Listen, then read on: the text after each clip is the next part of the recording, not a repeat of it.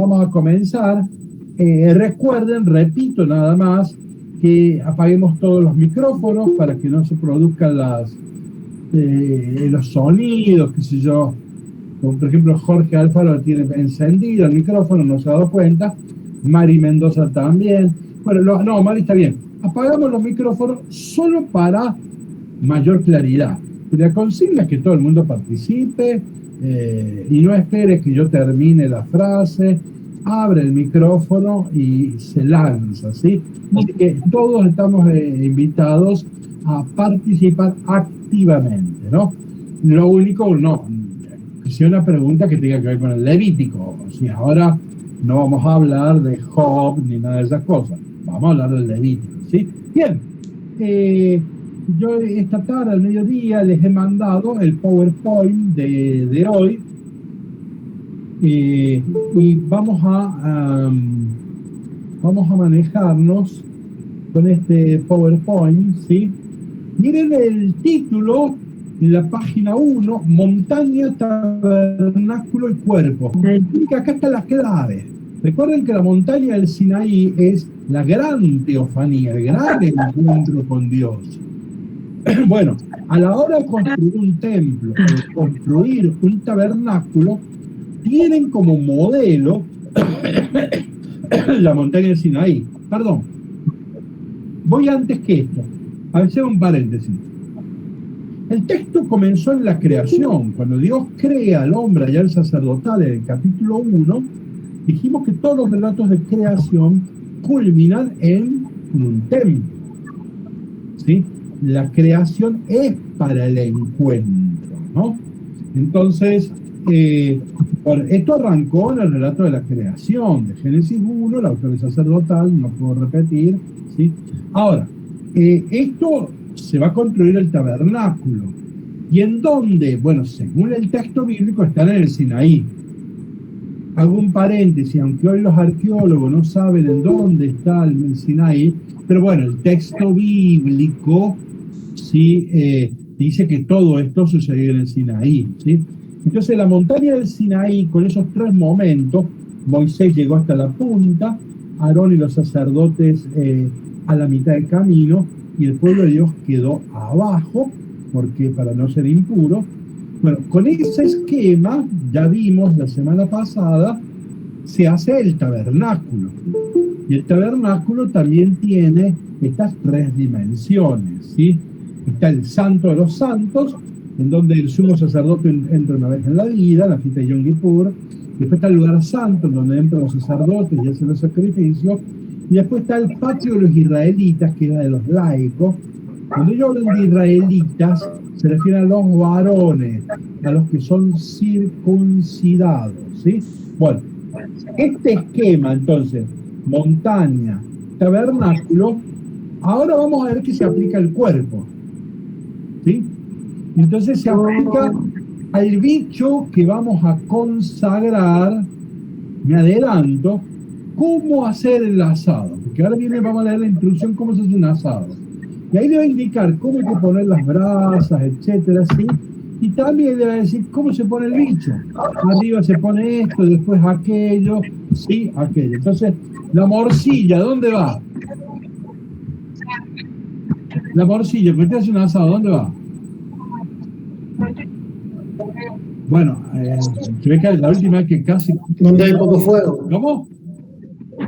Donde hay poco fuego. Claro, o va al último, Claro. así, Al porque final va, la morcilla claro. con un golpecito. Bueno, cada parte del bicho necesita más cercanía de las brasas o no. Bueno, esa instrucción que todos tenemos, que nos han enseñado cuando niños para hacer un asado, esa instrucción de modo técnico es la que se le va a explicar a los sacerdotes para hacer los sacrificios, ¿sí? Entonces, el cuerpo del bicho está, vamos a ver, ellos cuando ven un bicho para un sacrificio, están viendo el modelo del monte y del tabernáculo, ¿sí? Bueno, entonces vamos a avanzar, vamos a la diapositiva 2. Observen la distribución del material, los 7 primeros capítulos. Miren, del capítulo 1 al 5 son instrucciones, pero que están dirigidas a los laicos. Es curioso. 2 capítulos al final están dedicados a los sacerdotes. Eso es lo mismo, es sobre el holocausto, la ofrenda vegetal, sacrificio de comunión, sacrificio de pecado, sacrificio de reparación. Pero primero, cosa que nosotros no haríamos. Si hoy han hecho un acto, hoy es el día de San Martín, ¿no? ¿Cómo empieza la maestra del acto? Dice, querida directora, o se le invita, si participa una inspectora, querida inspectora de la provincia, querida directora, cuerpo docente, personal no docente, alumnos. Vieron que generalmente esa es la estructura. Acá invertió el orden. Acá empieza por abajo. Laicos es una palabra que viene del griego, laos. Laos es pueblo. Entonces, llama la atención cómo invertió el orden. Fíjense la otra diapositiva.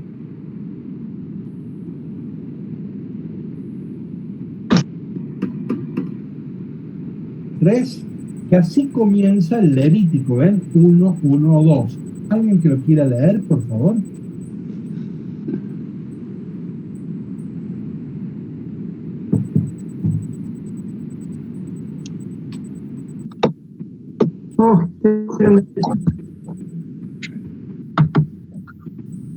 Habla Susana.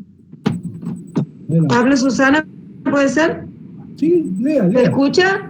Sí. El Señor llamó a Moisés y le habló desde la carpa del encuentro en estos términos.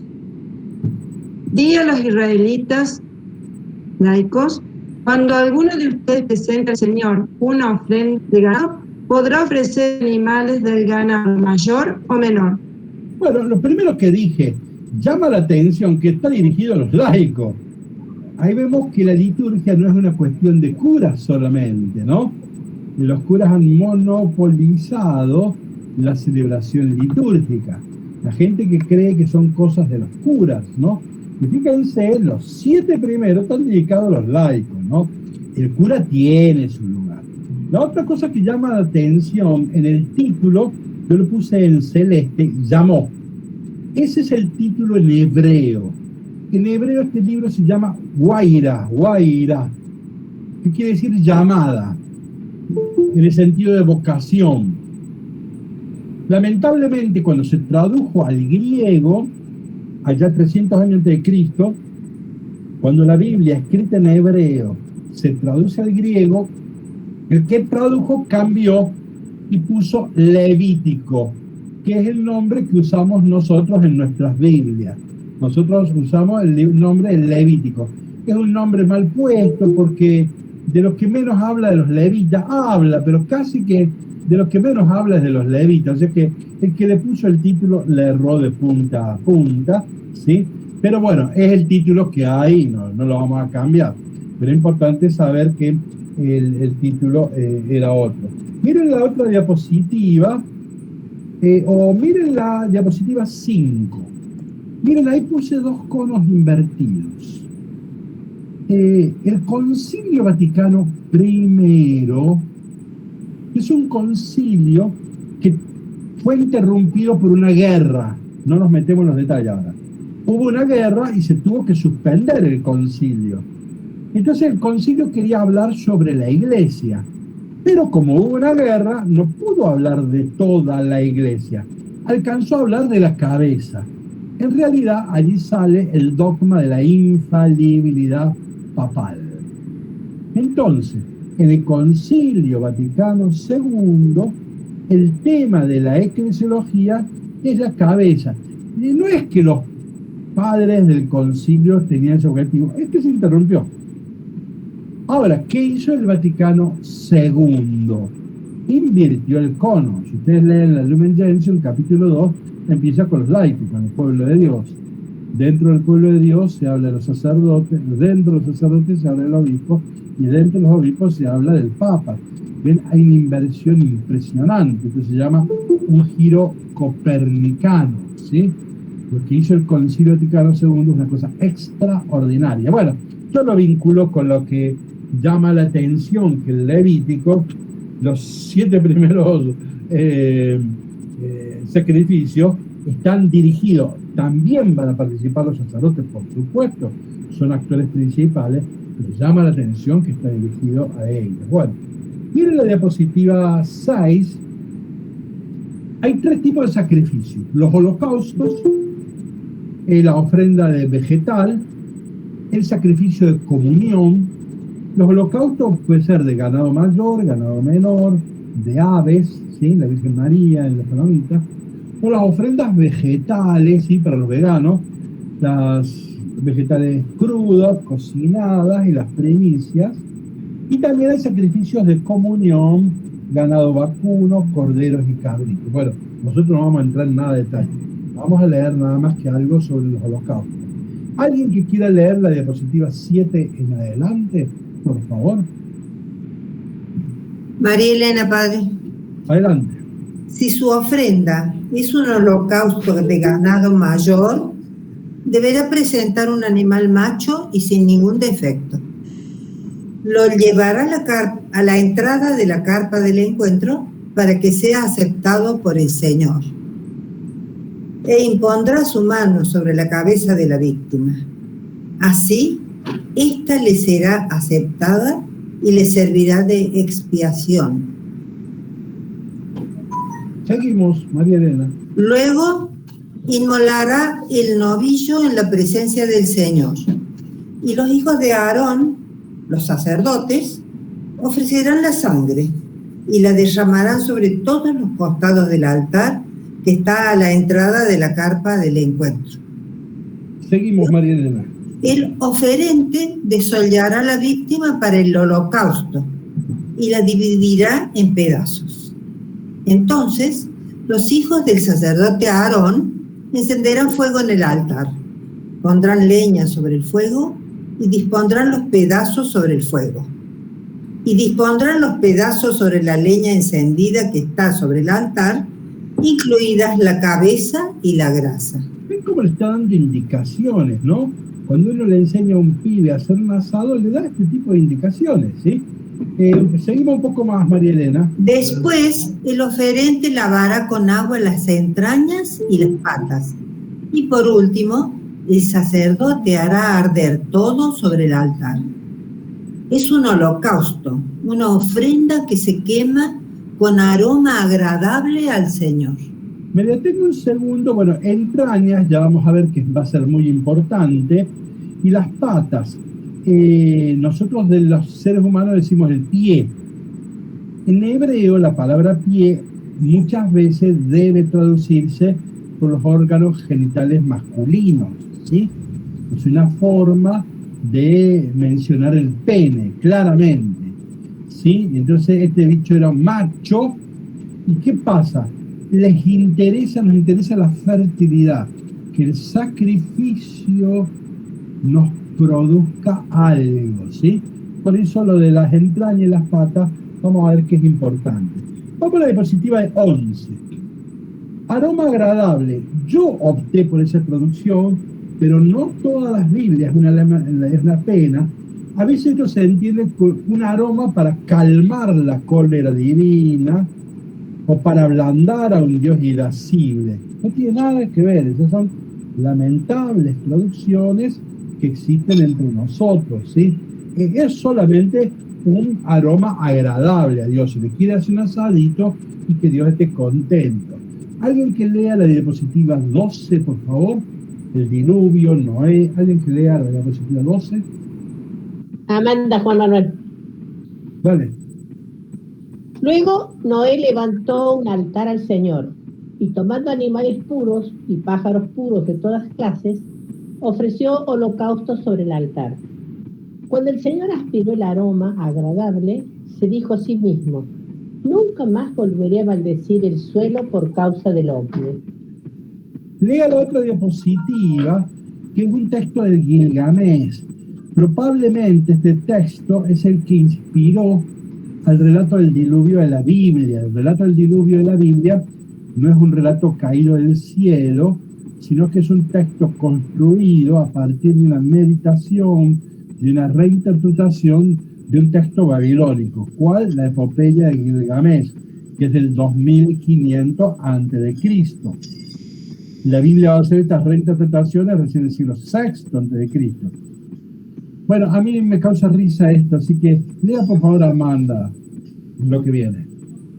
¿El 13? Sí. La tablilla sobre el diluvio de la epopeya de Gilgamesh, escrita en acadio, 2500 años antes de Cristo. Decidí la salida a los 4 puntos cardinales. Hice un sacrificio y puse una ofrenda de incienso en la cima de la montaña. Coloqué 7 jarras y dentro derramé caña sagrada, cedro y mirto. Los dioses olieron su perfume. Que les fue muy agradable. Se reunieron como moscas alrededor del que ofrecía el sacrificio. En realidad una morada, a mí me causa risa, Sí. ¿no? Bueno, seguimos entonces diapositiva 14, y ahí hay 3 sacrificios que tienen el aroma agradable: el holocausto, la oblación, la ofrenda de paz, y hay otros 2 que no tienen aroma agradable: la ofrenda por los pecados y por la expiación de los pecados. Vamos a la diapositiva 15. El sacrificio que más importa en toda la Biblia es el holocausto. Hay muchos, ya hemos mostrado que hay muchos, pero el más valioso, el más apreciado y el que la Biblia trata de usar siempre es el holocausto, ¿sí? Sobre todo el sacerdotal, ¿no? Entonces, mire, acá tenemos 2 etimologías que son importantes tener en cuenta. Primero, la etimología griega. Holom, ven, holos. Holos quiere decir totalidad. Cuando yo digo tiene una mirada holística, quiere decir que está contemplando el todo. No se quedó atrapado por una partecita, ¿está claro? Entonces, holocausto es quemar todo el bicho. El cáustico, de ahí viene quemar, ¿no? Entonces, ¿cuál era la característica del sacrificio holocausto? Se quemaba todo el bicho. Porque en los otros sacrificios algo se quemaba para Dios y algo se quedaba para el pueblo y el sacerdote. En el caso del holocausto, no, se entrega todo, ¿sí? Bueno, esta es la etimología griega, que es buena, pero es más importante la etimología hebrea, ahí la tienen, olaj. Esta expresión significa subir. Ellos imaginan es el humo del asado que sube desde el altar hacia Dios. Y esto tiene sentido de ofrenda, de plegaria. Ustedes vieron que para eso se usa también el incienso, porque es algo que se eleva hacia Dios. Entonces, hay que optar, la mejor traducción es tener en cuenta el sentido hebreo, ¿no? Lo que quiere es que este aroma agradable desde el altar llegue hacia Dios. ¿Alguien que lea, por favor, la diapositiva 16? Seguimos con otro holocausto.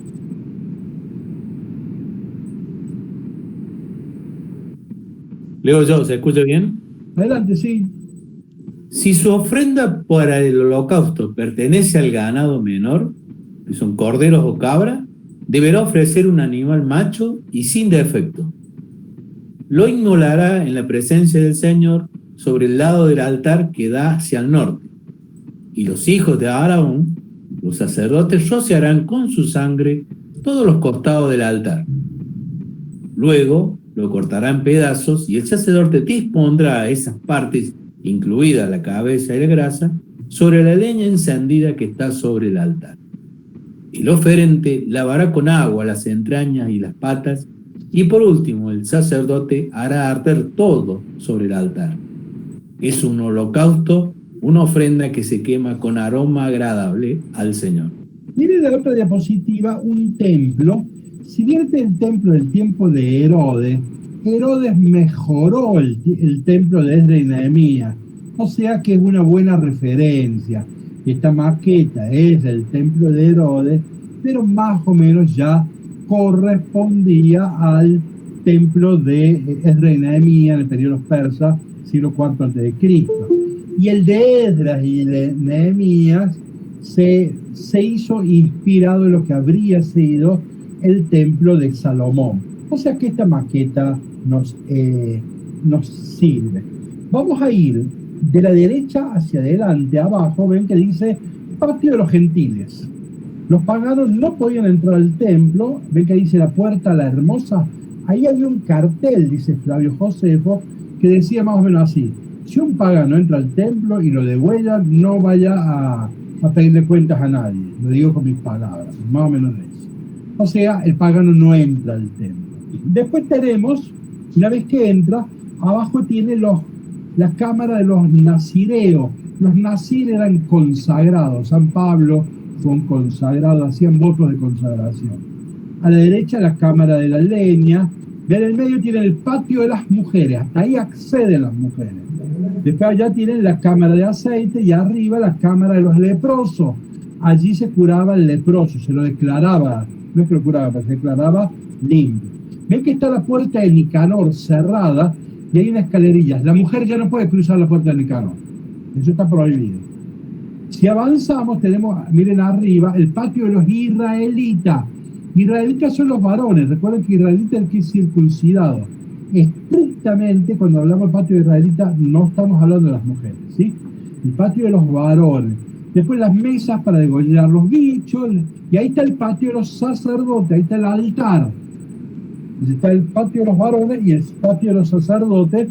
Y ahí, ahí hacen los sacrificios, todo esto que estamos hablando. En la casita que está al fondo, el lugar santo por excelencia, o el santo de los santos. Tiene muchos detalles que no nos vamos a detallar. Pero me interesa esto. Arriba, a la izquierda, fuera del templo, dice Puertas del Sur, ¿lo ven? Arriba dice Puerta Norte, ¿está claro? Esta orientación tenemos que conocerla, porque por ahí dice el sacrificio, el bicho póngalo mirando al norte o mirando al este. Son indicaciones que están vinculadas a la dirección hacia el monte del Sinaí. Entonces, por eso tienen un significado teológico, ¿no? Bueno, acá tienen uno más detallado, me voy a demorar, pero es valioso, ¿ven? El santo de los santos, mírenlo. Padre, una pregunta. Sí. ¿Los gentiles serían los laicos? No, gentiles significan los paganos. Ah, los paganos. Las gentes que no son israelitas. Por gentiles entendemos los paganos, ¿ok? Bien. Gracias. Entonces, el santo de los santos, ubíquenlo, ¿ven? Ahí entraba una vez al año solamente el sumo sacerdote, y ahí no había nada. ¿Qué había? Una luz. ¿Cómo se llamaba esa luz? Revir. Y se puede traducir por energía. Lo que había era energía. El centro del mundo es el santo de los santos, el templo, de ahí sale una energía que nadie vio porque todo esto está cerrado. Ahora, de allí viene la palabra Dabar. ¿Qué significa Dabar?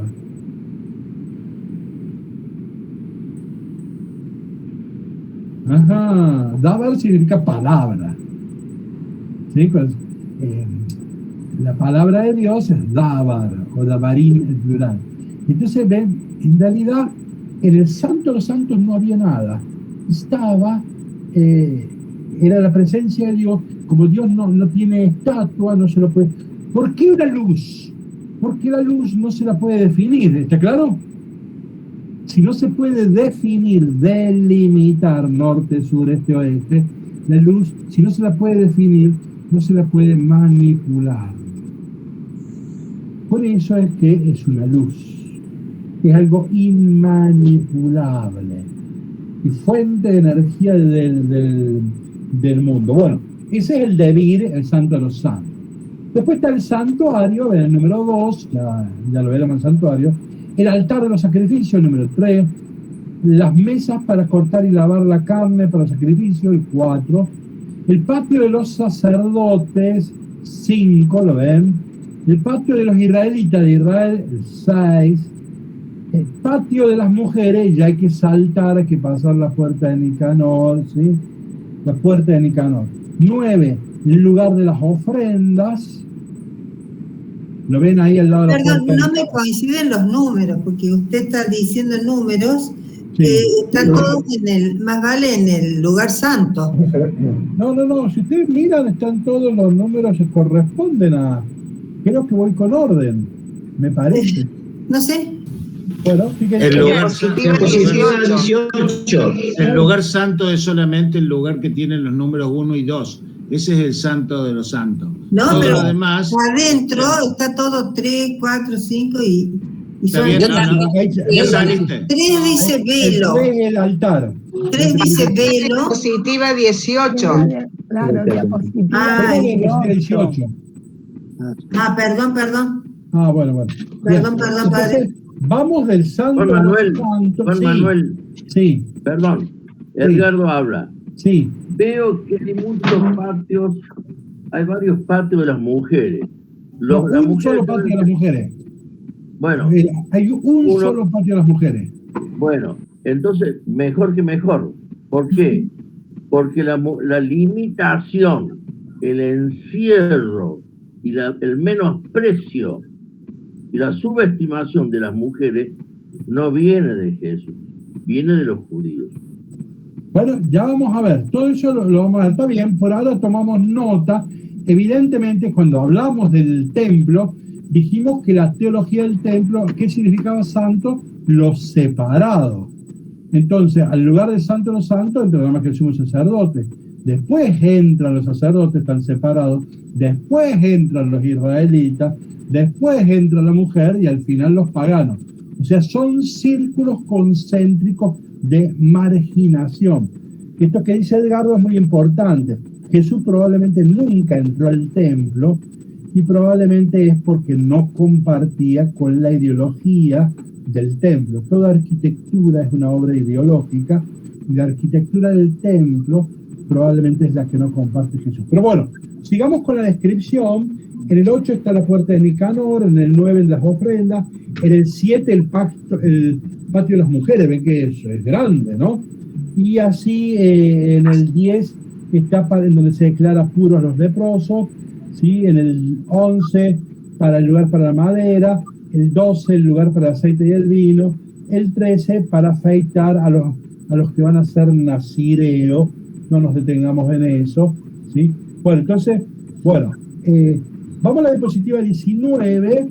De otra forma, acá de derecha a izquierda, ven el santo de los santos, ahí tiene el arca de la alianza, mira la presencia de Dios. Después en el lugar santo está el altar del incienso, la mesa de los panes y la menorá. La menorá ya la vamos a mostrar, es un símbolo judío. Hoy el más importante del judaísmo es un candelabro de 7 brazos, ya lo vamos a ver. Bueno, después está el patio y está el altar. Paso a la otra diapositiva.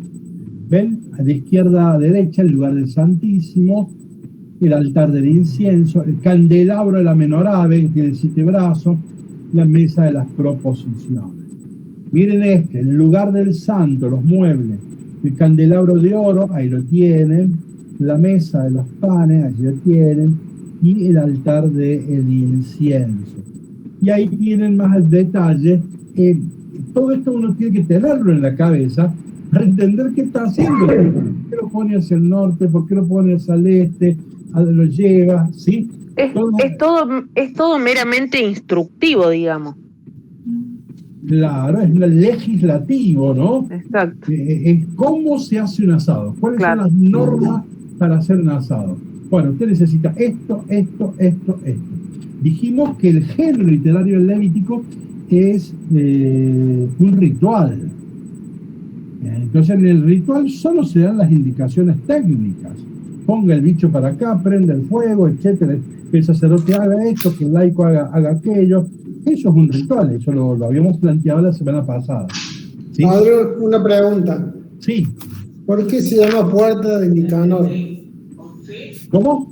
Puerta de Nicanor.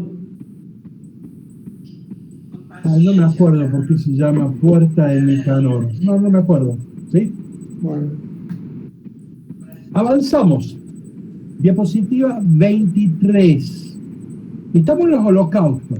En los holocaustos importan las víctimas, los bichos que se van a sacrificar. Y eso está relacionado a la condición económica. Si es un toro porque tiene plata, si es una oveja porque tiene un poquito menos de plata, y si son 2 palomitas es porque son pobres, como San José, ¿no? Entonces, ¿Quiénes son los oficiantes? Sigo avanzando a la 24, obviamente los sacerdotes y los laicos. El 25, el rito que se describe, que ya lo hemos leído y lo iremos leyendo. Y la finalidad es agradar a Dios. Profe, una consulta. Perdón, ¿cómo está? Acá veíamos que la puerta de Nicanor, perdón, me quedé con la pregunta del señor, que yo también lo había pensado, es por un rico judío de Alejandría que donó la puerta y le pusieron por honor el nombre a él. Ah, está bien, bueno. Dato innecesario, pero bueno, yo también me había quedado con la idea. No, es muy útil, hoy en día todo esto se puede googlear, o sea que está perfecto, gracias. Bien, entonces, ahora vamos, diapositiva 27, a la lógica del cuerpo o del bicho. Diapositiva 28. El Levítico tiene una cosmovisión. Me expreso cuando hablo de cosmovisión. Cosmos es orden. De ahí viene cosmética, el intento de ordenar el rostro de la mujer. Es un chiste, pero eso significa cosmética. Cosmos es orden. Está todo vinculado, está ordenado. Aquí se opone el cosmos al caos. En el caos está todo bueno. Cuando Dios crea el mundo en el sacerdotal, dice que había viento, agua, ¿sí? Y tinieblas. Y entonces Dios va a crear. ¿Y cómo crea? Ordenando. Puso las aguas de arriba, las de abajo, los bichos acá, aquellos bichos acá. Dios es un ordenador, ¿ven? Entonces Dios pone orden al cosmos, ¿sí? Entonces hay una unidad armónica entre el cosmos, las estrellas, la vida y la muerte. Todo acá está vinculado, ¿sí? Fíjense en diapositiva 29, un detalle muy importante. El Levítico prohíbe toda matanza profana. O sea, solo se puede matar a un bicho si es para un sacrificio, si tiene algún sentido religioso. Esto es una característica del Levítico. En el Deuteronomio no está del todo claro. Esto es una característica del Levítico. Entonces, solo se puede matar a un bicho si va a ser para el sacrificio, ¿sí? Miren diapositiva 20, y esto es muy importante. Para el Levítico, para la cultura del Levítico, el sacerdote transforma toda la ofrenda en humo. Y esto sale muchas veces. Estrictamente no mata, transforma. A ver, uno diría, sí, lo mató, sí. Pero lo mata para quemarlo, para que se convierta en humo agradable a Dios. Doy una otra diapositiva, ¿ven? La ofrenda no se destruye, sino que se transforma en humo sublimado, ¿ven? Ellos, más que un acto de destrucción, ven un acto de transformación. Ciertamente que usted lo que ve es que el tipo mató a un cabrito, obviamente, pero en la cosmovisión del que escribió este libro, no se mata por matar, solo para que se transforme en un humo que llegue a Dios al altar. Entonces él no se autocomprende como un asesino. Mirá, degolló al bicho. Él no se autocomprende así, aunque hoy alguien en el mundo 21 podría verlo así, pero en estos textos eso no aparece, ¿no? Entonces él no se autocomprende como un asesino, es un sacerdote que ¿qué hace? Transforma una realidad dada por una realidad idealizada o soñada, que es que llegue a Dios. Fíjense los textos, diapositiva 32. Ahí cuando dice quema, es porque está quemando el bicho en algo, en humo. Esa es la transformación. Alguien que lea, por favor, diapositiva 32. Puse varios textos, por favor. El sacerdote hará arder todo sobre el altar. Es un holocausto, una ofrenda que se quema con aroma agradable al Señor. El sacerdote hará arder todo sobre el altar. Es un holocausto, una ofrenda que se quema con aroma agradable al Señor. El sacerdote lo hará arder sobre la leña encendida, una ofrenda que se quema con aroma agradable al Señor. Luego el sacerdote hará arder con el incienso, es una ofrenda que se quema para el Señor. Bien, Los sí, hijos... dejemos. Saltemos la Bien. diapositiva 23. Ven la comparación, se dice la analogía entre el humo y la nube del incienso. Ven que dijimos que el sacrificio es para Dios, ¿no? Bien, vamos a ver cómo le interesa la disposición detallada del bicho, aunque esto ya lo hemos leído, pero leámoslo de nuevo. Diapositiva 35. ¿Alguien que quiera leer? Una vez muerto y desollado el animal y que su sangre haya drenado, la ofrenda abrasada es seccionada. Los hijos de Aarón, los sacerdotes, pondrán fuego sobre el altar y echarán leña al fuego. Luego los hijos de Aarón, los sacerdotes, dispondrán las porciones, la cabeza y el cebo encima de la leña colocada sobre el fuego del altar. Él lavará con agua las entrañas y las patas, y el sacerdote lo quemará todo en el altar. Es un holocausto, un manjar abrasado de aroma agradable para Yahvé. Miren la otra diapositiva, les señalo que esto es un estribillo que sale un montón de veces. Yo seleccioné algunos, ¿ven? Luego lo despechará en porciones, el sacerdote lo dispondrá con la cabeza y el cebo, encima de la leña colocada sobre el fuego del altar, en el altar encima de la leña, ¿sí? Sí, son todas instrucciones de cómo se hace un asado, ¿no? En qué lugar va la cabeza, etcétera. Saltemos a la diapositiva 39, mejor dicho 41, ¿la tienen? El oferente presentará como ofrenda que se quema para el Señor las siguientes partes de las víctimas: la grasa que recubre las entrañas, acá lo que nos importa son las entrañas, ¿sí? Y a la que está adherido a ellas, los 2 riñones y la grasa que está sobre ellos, o sea, en los lomos, y la protuberancia del hígado que extraerá junto con los riñones, ¿sí? Seguimos. ¿Alguien que quiera hacer? Perdón, parece un chiste, pero yo les conté que el viernes pasado yo vi con un carnicero amigo, acá lo conocen, al Nacho, y le pedí que me haga un asadazo, pero como Dios manda, y él me mostraba las fotografías sobre los bichos, por qué iba acá arriba, y ahí ahí empecé a comprender por qué tal parte va arriba, la otra allá. Bueno, para eso hay que ir a visitar un carnicero, y un asado, y bueno, adelante. Pero ¿alguien que quiera leer diapositiva 41? Liliana, padre. Luego el Señor dijo a Moisés: hablen estos términos a los israelitas. Ustedes no comerán grasa de buey, ni de cordero, ni de cabra. La grasa de un animal muerto o despedazado por las fieras podrá servir para cualquier uso, pero no deberá comerla. Porque cualquiera que coma la grasa de los animales que pueden ser ofrecidos en sacrificio al Señor será excluido de su pueblo. Tampoco comerán la sangre de ningún pájaro o de cualquier otro animal, cualquiera sea el lugar donde ustedes vivan. El que coma la sangre será excluido de su pueblo. ¿En qué diapositiva estás? Discúlpame. 43. 43. Bueno, miren acá, es muy importante, lo puse en celeste. En la Biblia ya sabemos que no se puede comer la sangre. ¿Por qué? Porque la sangre es la vida. ¿Por qué no se puede comer un bicho con sangre? Porque ahí sangre significa un bicho vivo. Usted no se puede comer un cabrito vivo. ¿Está claro? La sangre en la Biblia es la vida, es el alma. Por eso es que no se puede comer. Bueno, eso está muy claro ya en la Biblia, a partir del diluvio, que no se puede comer la sangre. Pero acá lo que llama la atención es que dice, tampoco la grasa.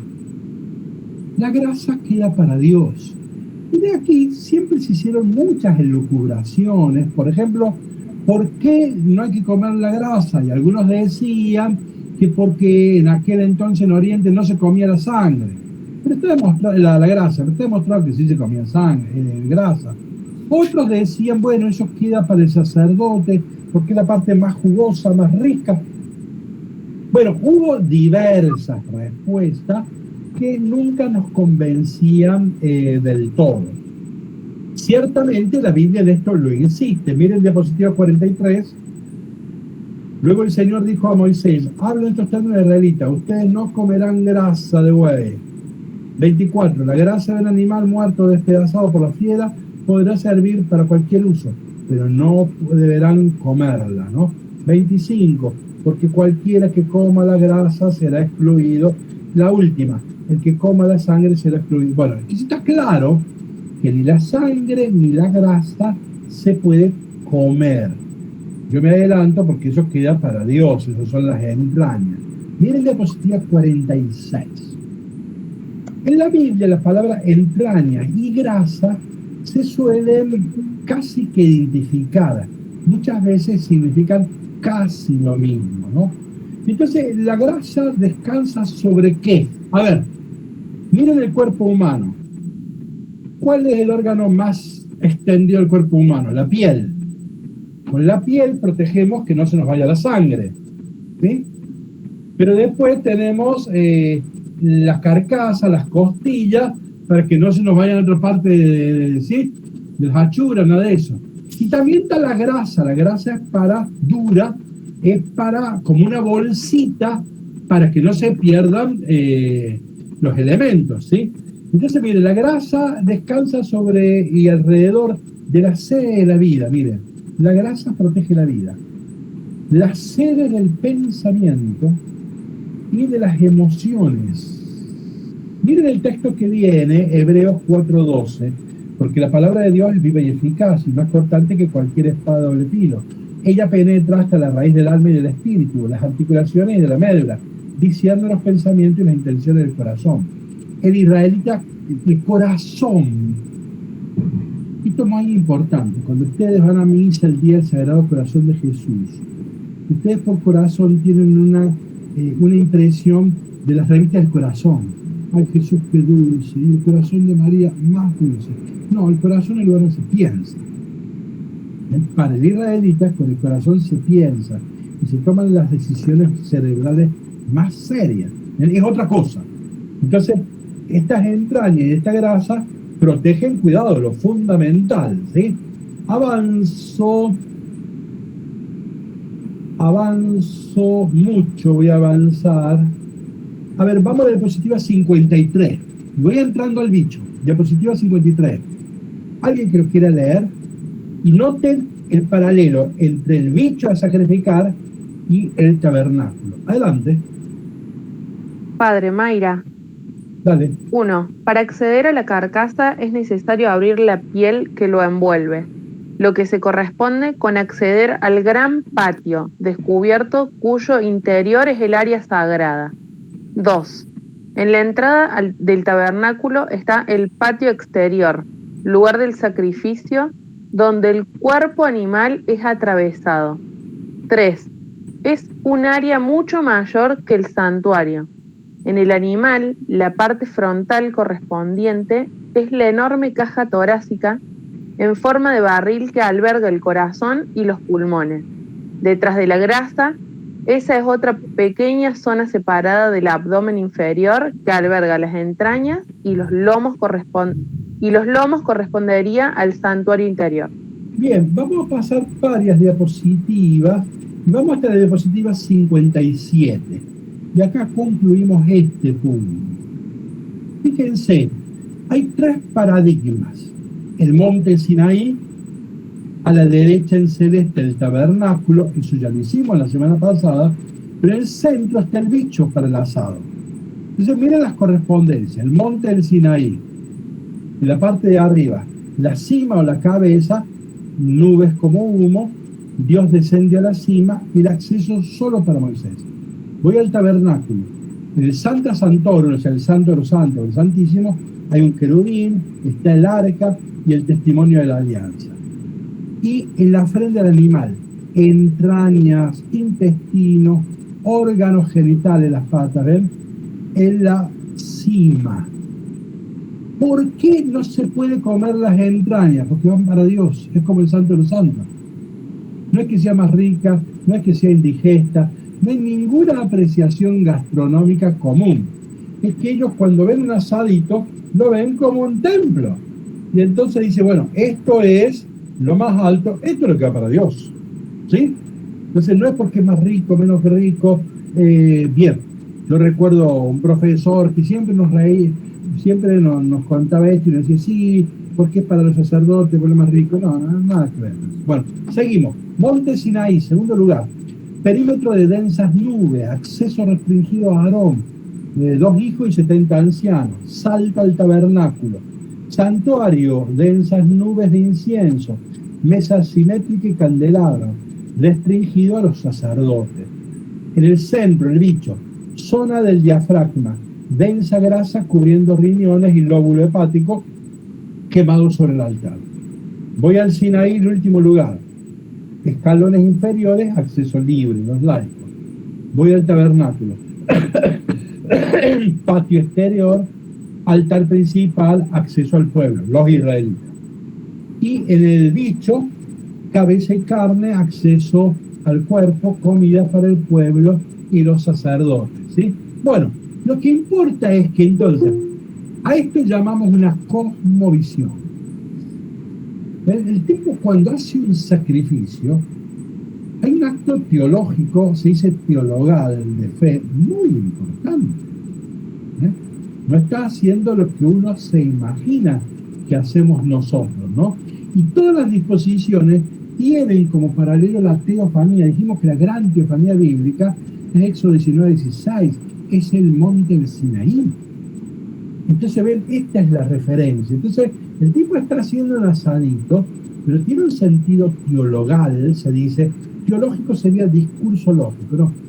Tienen una mirada teologal más abierta a la fe, una mirada teologal impresionante, ¿no? Bien, dejamos esto, vamos a los animales puros e impuros, lo voy a hacer breve. 59, muchas cosas voy a hacer breve. Miren diapositiva 59, miren la analogía, miren la cosmovisión, miren la unidad que tiene el relato, ¿no? Miren, lo que puede arder en el altar puede arder en la cocina, ¿está claro? Si es puro para el altar, es puro para comer, ¿ven? Lo que puede arder en el altar puede arder en la cocina. Lo que puede consumir el altar puede ser consumido por el cuerpo humano. Las reglas dietarias modelan intrincadamente el cuerpo y el altar el uno sobre el otro. Entonces, la casa, la mesa, los alimentos, los vestimentas, todo tiene que ver. ¿Sí? No hay separaciones, menos contradicciones. La casa es el gran templo. Allí adentro está la mesa. Y en torno a la mesa, bueno, hay gente con vestimenta y hay gente enferma también, vamos al leproso, etcétera, ¿no? Ven que hay una lógica armónica, hay una cosmología, hay una cosmovisión, perdón, se dice, ¿no? Bien, dejo esto y vamos ahora a los cuerpos humanos, ¿sí? Voy a emitir mucho. Alguien que quiera leer la diapositiva 65, por favor.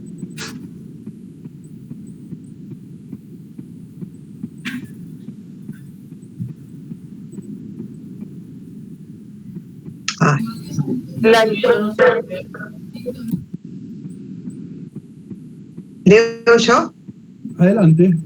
Cuando una mujer dé a luz un varón, será impura durante 7 días. Al 8º día será circuncidado el niño. Ella deberá continuar purificándose durante 33 días más. O sea, que ¿cuánto tiempo tiene de purificación? 7 más 33, ¿no? 7. O sea, 40.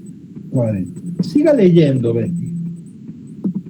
Pero si da a luz una niña, será impura durante 2 semanas y deberá continuar purificándose durante 66 días más. O sea que, ¿cuánto es? 80.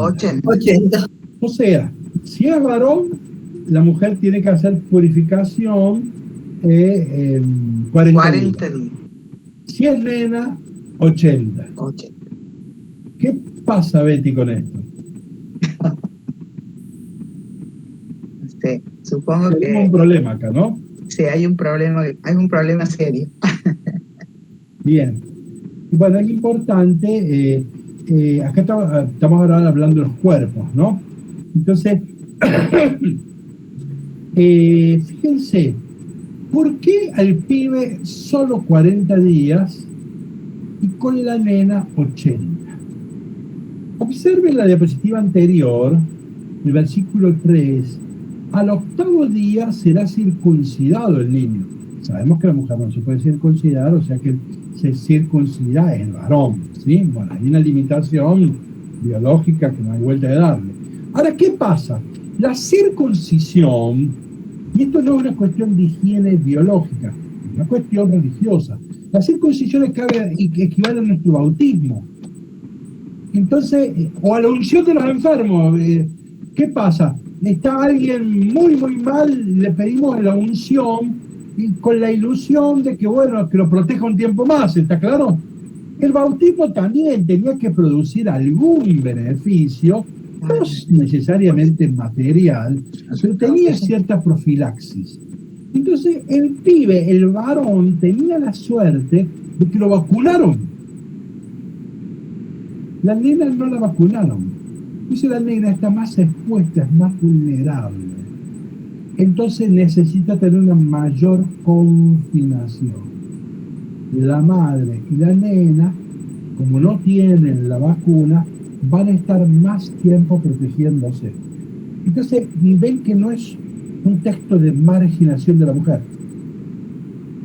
Ven que la primera impresión, bueno, porque la Biblia es machista, entonces el varón 40 días, la mujer 80 días, y despachamos el texto. No.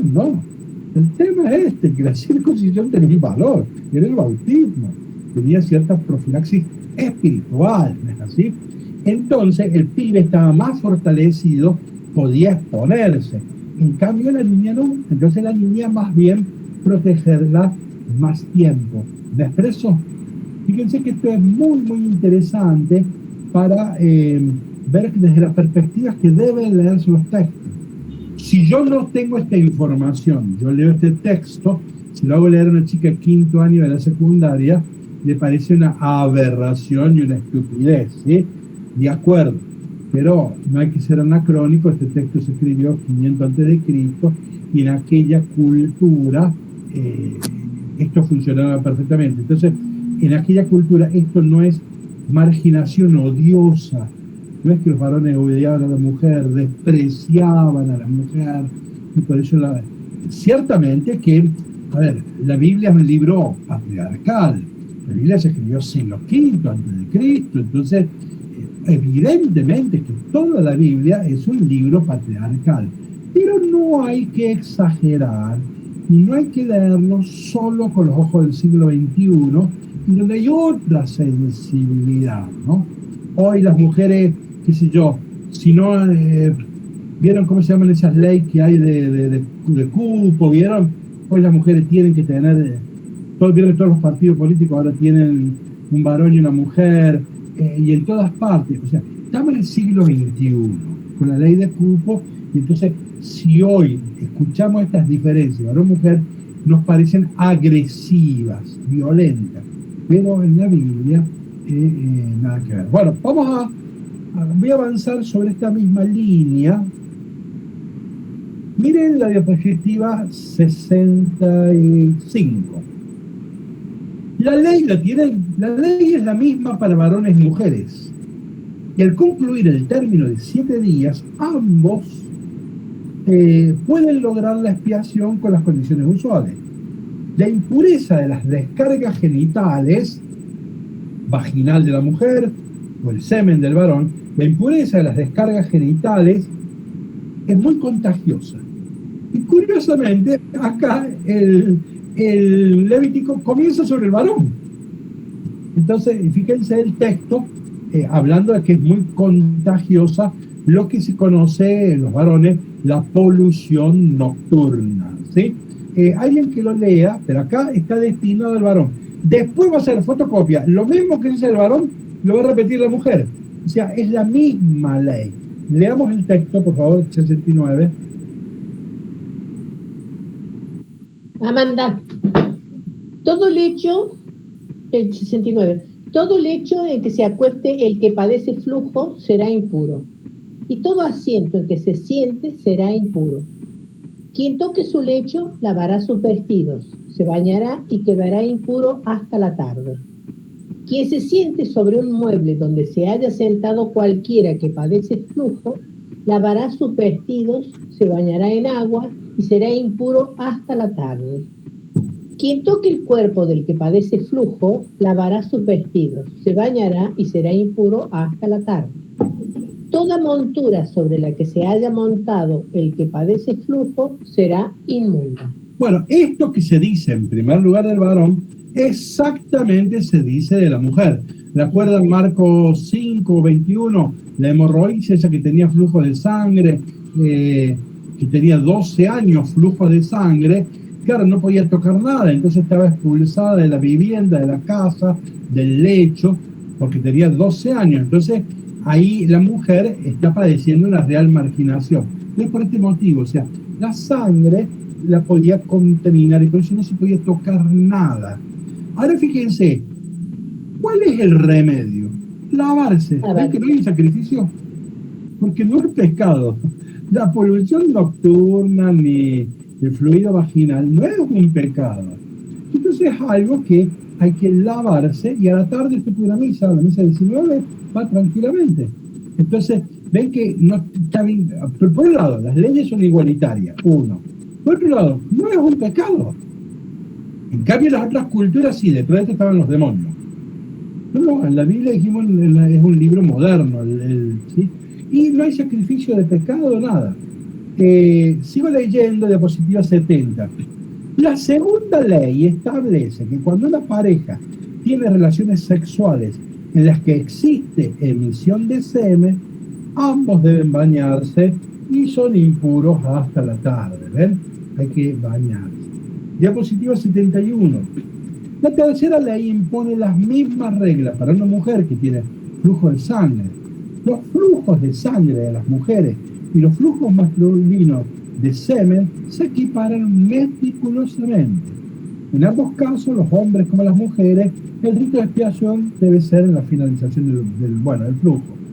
Entonces, esto es muy importante porque a veces se ha leído un texto fuera de contexto, se extrajeron frases y se le ha hecho decir cosas al Levítico que es una pena, ¿no?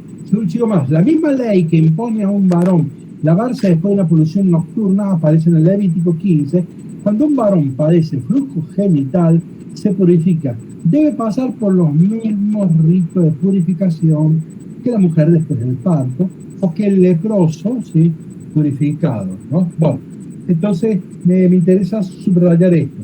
Y para ir redondeando ya, diapositiva 73, la purificación del santuario. Miren qué interesante, otra vez, el sentido de la cosmovisión del autor del Levítico, ¿no? Miren, hay un fuerte paralelismo entre el rito del Yom Kippur. El Yom Kippur es el día del perdón para los judíos. Una vez al año está el rito del perdón. Es la única vez que entra en el año el sumo sacerdote al templo y puede pronunciar en voz alta la palabra Yahvé. Lo mismo no lo escucha nadie porque está encerrado ahí. Pero bueno, lo interesante es que el Levítico va a ser un paralelo entre la limpieza del Yom Kippur, del Día del Perdón, con los ritos de la Madre Purificada, con el leproso y con los flujos del varón. ¿Sí? Entonces, así como el templo es purificado siendo lavado, del mismo modo el cuerpo del varón es lavado. Acá hay una idea de fondo que la expresó San Pablo, que es: ustedes saben que su cuerpo es templo del Espíritu Santo, del concepto de que el cuerpo humano es templo. ¿No? Acá hay un concepto de dignidad del cuerpo humano realmente extraordinario, ¿no? Bueno, saltemos a la diapositiva 76, vamos terminando. Estas cosas que en el Levítico es lavar nada más, en la Mesopotamia esto lo hacían los demonios más peligrosos. Miren, alguien que lea la diapositiva 77, ya vamos terminando, diapositiva 77, por favor.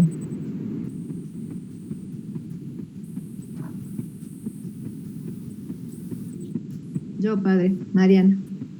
Según las creencias de Babilonia, había una diosa muy temida que acechaba a las mujeres embarazadas y a los bebés. Un dios de la epilepsia que también era el dios de la lepra. Y existía la creencia de que se podían fabricar demonios a partir de las poluciones nocturnas recogidas en un cubo. Bien, fíjense, bueno, todo esto ven que en la Mesopotamia está en el mundo mágico y demoníaco. En cambio, en el Levítico es un ritual muy sencillo, ¿sí? Ven que eso ya lo hemos dicho ya varias veces. Salten a la diapositiva 81. Acá en el fondo está el concepto de creación del Levítico. Cuando Dios crea ordenando. En el 1.7 dijo así: el Señor dividió las aguas de por encima de las aguas de debajo. En el 1.9.10 dice: reunió las aguas y permitió que la tierra apareciera. Ven que va ordenando. Esto va acá y no se debe confundir con aquello. Cuando se indignó, liberó las aguas del cielo que saltaron de la fuente del abismo y las compuertas se abrieron. Ese fue el diluvio, un volver al caos, un volver a la nada, ¿no? Bueno, o sea que Dios crea ordenando. Entonces, ¿cuál es el tema de los cuerpos puros, cuerpos impuros, relaciones puras, relaciones impuras? Vamos a la diapositiva 82. El cuerpo que libera sus aguas de manera desordenada no es fiel al modelo del mundo que Dios creó. Entonces, la pérdida de flujos de sangre o de semen es pérdida. Esa es la idea. Es pérdida. Y se ha escapado por algún lugar. Y se ha escapado desordenadamente. Eso es impuro. Ahora, no se resuelve con sacrificio, sino sencillamente con que la persona se lave y se acabó la historia. Bueno, entonces me parece que es muy interesante la última idea que no la vamos a desarrollar, que es muy buena. Miren la última diapositiva, 85, las tres analogías de la lepra: cuerpo, prendas y casa. En la Biblia no habla de la lepra en sentido moderno, no es el virus de Hansen, no. Son meras afecciones de la piel y los traductores le pusieron palabra lepra y hoy está estandarizado y usamos lepra. Pero sabemos que no es la lepra, ¿sí? La lepra es una cuestión muy moderna, ¿sí? Entonces, eran afecciones de la fe, de la piel, como la psoriasis, qué sé yo, cualquier cosa así. Entonces, ahora miren qué interesante. Porque podía tener lepra el cuerpo humano, las prendas y la casa, y usando la palabra lepra. Ven la armonía, otra vez la cosmovisión: casa, prenda, cuerpo. O sea que, ¿qué es un sacerdote? ¿Qué es el levita? Vive en un gran templo, que es el cosmos, cielo y tierra. Pero tiene otro templo más visible, que es Monte de Sinaí. Y tiene lo más concreto, que es su templo, su tabernáculo, ¿sí? Y tiene lo más concreto, que es su casa. Bueno, esa es la espiritualidad religiosa, teologal, que tiene el libro del Levítico. Bueno, estamos en horas. Si quieren uno o dos hacer una intervención, apreciación, pregunta, observación, una pregunta. Adelante. Una pregunta. Cuando se hablaba de flujos genitales masculinos, ¿también se incluyen ahí los producidos por enfermedades como la blenorragia, por ejemplo? ¿O solamente se refiere también la blenorragia, también. Están mencionadas explícitamente. Yo no la menciono. Sí. Está todo incluido. Nada de eso es pecado. Yo anoche estaba hablando con un médico para que me explique lo de la cobertura epitelial, y entonces él, temiendo que yo fuera un cura muy conservador, me dice, pero Juan Manuel, cuidado que eso no es pecado, eso es natural. Bueno, no, todas esas cosas son flujos naturales, ¿está claro? Claro, después se le puso una interpretación religiosa, espiritual, y todo eso es pecado, y bueno, ya ahí se armó el lío. Pero eso no está en el Levítico. Eso está en la interpretación que se hizo posteriormente del libro de la Biblia. ¿Alguien que quiera hacer otra observación? Yo, padre, yo sobre el tema de cómo era que consumían carne los israelitas. O sea, el templo era el lugar donde se vendía la carne, pero ¿cómo accedía la gente? Aparte de ir por, digamos, un sacrificio especial, que ellos eran los oferentes, como quien dice, ¿no? Sí. Aparte de eso, ¿cómo, o sea, o no comían carne nunca, los que podían comer carne, ¿no? Bien, ciertamente que la carne, el aceite y el vino son tres productos que en el mundo antiguo era solo propio de los reyes, eso es cierto, ¿sí? Entonces, en general eran inaccesibles, pero no absolutamente inaccesibles. De hecho, los israelitas primero fueron nómades, después se hicieron sedentarios, y tenían su chacrita y tenían su toro, ¿sí? Entonces, había los pobres e indigentes que andan mendigando en la calle, pero después no, había... a ver, en tiempo de Jesús y en la Biblia, todo el mundo es pobre. Pero, a ver, pero Jesús no era un mendicante, Jesús no estaba en los puertos del templo pidiendo limosna. Entonces los apóstoles no eran mendicantes, nosotros sabemos que tenían una pyme, ¿sí? ¿Se acuerdan cuando dejaron sus redes con sus padres? ¿Se acuerdan? Marcos 1... Tenía una pequeña empresa. O sea, los apóstoles tenían una pyme. Entonces no eran los pobres que vienen a pedir acá comida alguna noche. No. Entonces, pero ciertamente que eran pobres. Ricos eran 10 familias en el mundo y nada más. Entonces, teniendo en cuenta eso, pero también, digamos, no, los israelitas trabajaban en campos que eran de ellos o eran de otros, etcétera, y tenían su vaquita, tenían sus bienes, ¿sí? Ahora, el problema no se da en Israel, el problema se va a dar en Turquía, en el Asia Menor. ¿Qué pasa con los cristianos del Apocalipsis? En el Asia Menor, todos los templos son templos de paganos, Artemisa. Entonces, toda la carne se ofrecía a Artemisa. Y no había otro lugar para acceder a la carne que el templo. Entonces, si usted quería comer carne, tenía que comer de la parte que había quedado del sacrificio a la diosa Artemisa. Bueno, entonces ahí los cristianos dijeron, no, nosotros no comemos eso. Entonces, ahí sí hubo lugares en donde la carne estaba solo vinculada al templo, generalmente pagano. Entonces ahí sí hubo una resistencia muy fuerte a comer la carne. Pero eso no pasó necesariamente en Palestina, ¿sí? O en algún periodo, estoy pensando en el libro de los Macabeos, en algún periodo pudo haber sucedido con mayor o menor importancia. Una última pregunta, observación, planteo. Una anécdota. Escuché una vez un judío de Israel, que vive en Israel, que cuenta las costumbres, y él decía que en la antigüedad los judíos tomaban mucho vino porque el agua no era buena. No sería vino de excelente calidad, pero el vino era se tomaba más vino que agua, por la calidad del agua. Supongo que habría vinos más ordinarios, vinos más finos, como todo, pero que tomaban más vino. Por eso Jesús toma vino. No siendo rico, tenían vino.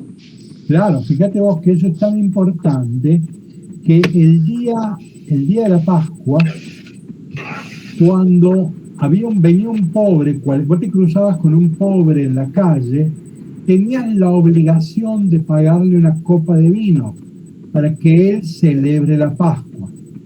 Había una sola excepción: si era un leproso, estabas dispensada. el leproso no había que darle una copa de vino por la contaminación. Bueno, estas cosas, a ver, que el vino, la carne, el aceite sean más caras, seguramente que en alguna época habrá sido con mayor fuerza y en otras veces no tanto, ¿no? Bueno, son expresiones genéricas. Bueno, a ver una cuestión. Probablemente yo la semana que viene termine con el Levítico, probablemente. Si así fuere, el otro martes yo no daría clases si me pongo a estudiar, porque vienen libros números, no sé nada de libros números, hay que ponerse a estudiar. Entonces, si yo termino el martes que viene con el Levítico, yo les voy a decir expresamente, descansemos un martes, así me pongo a estudiar. Ahora, si no termino, no, la otra clase continuará con el Levítico, ¿sí? Bueno, muy lindo todo, les agradezco la participación. Yo siempre pensé como en esa cosa de no reproducir, ¿no? Entonces, si bien ella después de se corta. Yo no escucho, alguien. Muchas gracias, padre. Bueno, chao, que tengan buenas noches. Muchas gracias. Gracias, buenas noches. Gracias, padre. Chao.